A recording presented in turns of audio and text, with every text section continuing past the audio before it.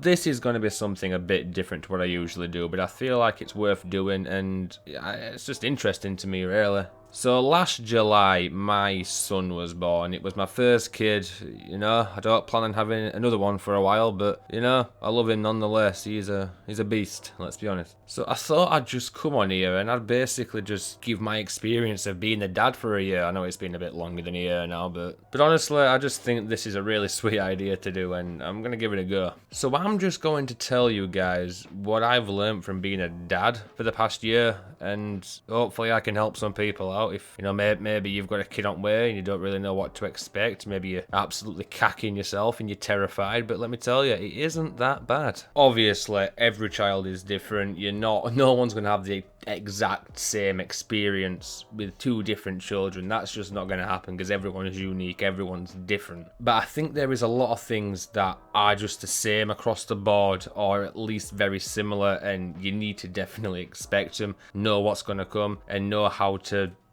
I can't tell you how to deal with it, but how I personally dealt with it, how me and his mum have got through it, how we've dealt with it in our own way, and hopefully that can transfer to you and you can smash it in your own way, if that makes sense. Let's be honest, there's probably like 17 bajillion things I could say about this because every single day is a new challenge. So I'm just going to crack on with 5 things that I think definitely need to be expected, because you can end up under preparing, over preparing, or just not preparing at all, and that is disastrous.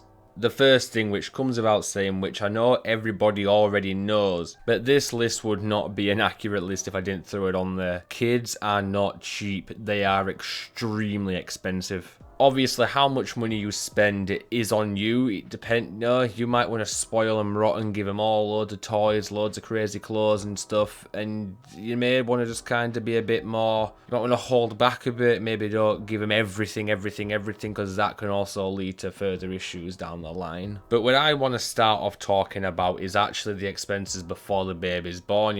Once you know you're going to have a baby, and once you think, you know what, we're going to need to start buying some stuff, I'm just going to let you know right off the bat, do not buy an obscene amount of clothes. When Diana was pregnant, she was like, right, we need to buy some clothes. I was like, yes, we definitely do. So then we went to Mothercare and wherever we buy baby clothes from, and she just ended up just filling baskets up and buying loads and loads and loads and loads. Now we're thinking, hang on, are we even going to get through all these clothes? Fun fact, we didn't. Make sure you've got enough clothes for your baby, but don't spend hundreds and hundreds of pounds on loads of clothes, because they outgrow them before they've even worn half of them. Babies grow super duper quickly. When Bobby was born, he was £5.12, and then by the time he was like 6 months old, he was probably like 24 stone. You know what I mean? It's just mental. This is something else I've learnt with my son, and it may just be my son, it may not be. Actually, I know it's not, because I spoke to my friends and about their kids as well. You'll end up buying them loads of toys like you did the clothes, and they won't even want to play with half of them. Like my son and my best mate's daughter, they basically found like one toy, and that's all they want to play with. And then eventually, maybe like a few weeks later, they'll move on to another toy. So make sure you buy toys, they can keep themselves entertained, but don't think, oh, I'll have that toy, that toy, and then end up buying them like 20 toys in the space of like a week that they're not going to play with. My son was born in July,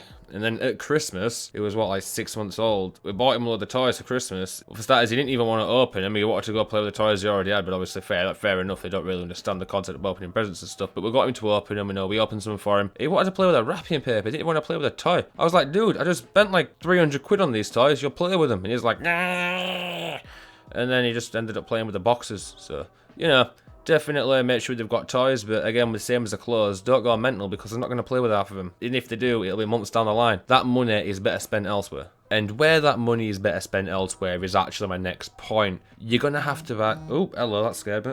You need to be aware of the things you are going to have to buy. You're going to have to buy an absolute heap ton of nappies. That is just like the thing. But also, just a quick side point, don't buy like a massive amount of one size, because like the clothes, they outgrow, and then you're left with a load of nappies that are too small. That's just a minor side point there. But yeah, so when your kid's born, you're going to need a lot of nappies. You're going to need like cotton wool, because you don't really want to use in like wipes and stuff as the straight born. I don't know if that's like a rule, but that was like what our like health visitor told us and that, you know, use cotton wool and water, you know, before you start using the wipes because the skin's sensitive and stuff. That's just whatever. Now, when they start to get a bit older, you're still gonna have a lot of money you need to spend, and honestly, it's a lot more than what you were spending in the first place, which is why I say don't go mental buying all this crazy stuff at first, because it ain't gonna last. When they get older, you're going to have to constantly be buying new clothes because they're constantly growing and growing. And I'm not joking. They grow overnight. It's insane.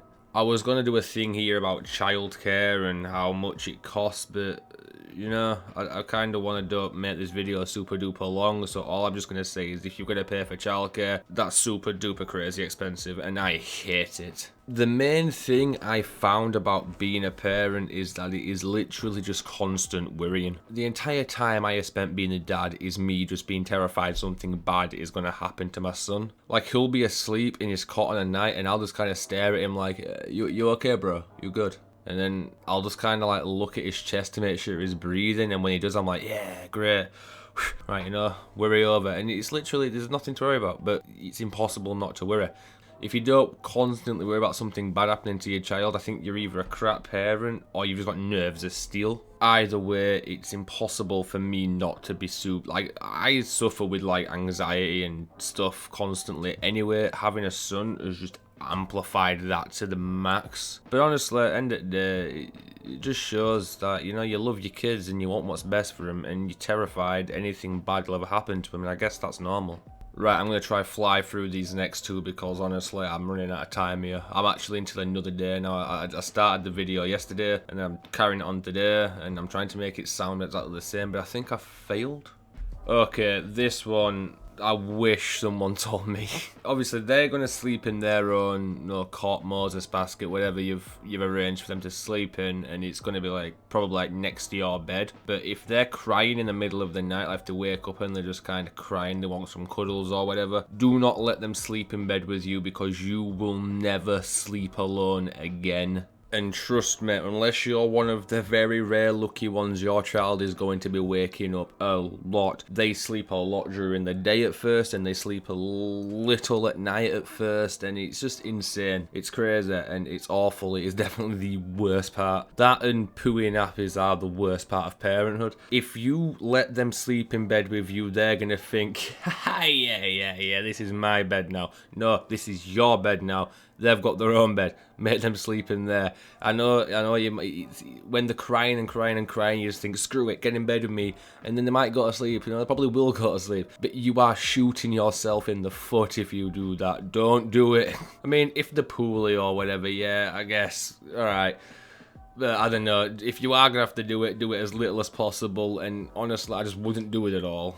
This last one isn't surprising, but I won't lie, it kind of came as a shock to me. I've always been the kind of guy who thought about himself and planned his schedule around his own life. I guess you could call it selfish. Right, yeah, fair enough, I'm a pretty selfish guy. To be honest, I probably still am in a lot of ways. This one thing you realise when you've had a baby is that they are now the priority, and you need to start planning your life around them. I know this is obvious, it goes without saying, but honestly, it came as a bit of a shock to me. And even if you see yourself as quite a generous person, not super selfish, you know, you might still not like the fact that in a lot of cases it's going to feel like you don't matter anymore. And trust me, you do matter. You need to take time for yourself. You need to make sure you're taking care of your health. You need to make sure mum's taking care of her health, dad's taking care of his health, but most importantly, you need to make sure that you're taking care of that baby's health. Because the one thing that is super important is that baby can't take care of themselves. They need you to be on your game. And this is just one to all the dads out there. This is from me, a dad. I am saying this, one dad to all the other dads. Unless you are a single dad in this situation, from what I've gathered is the child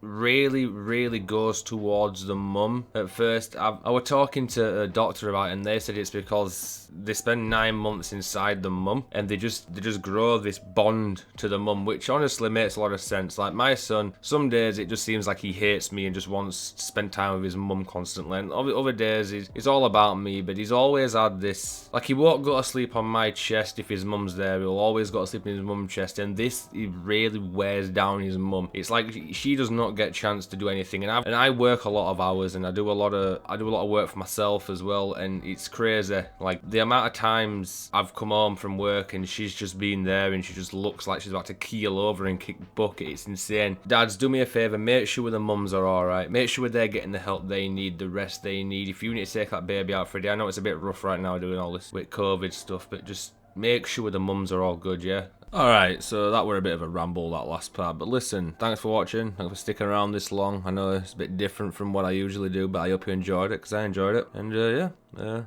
subscribe. Thank you.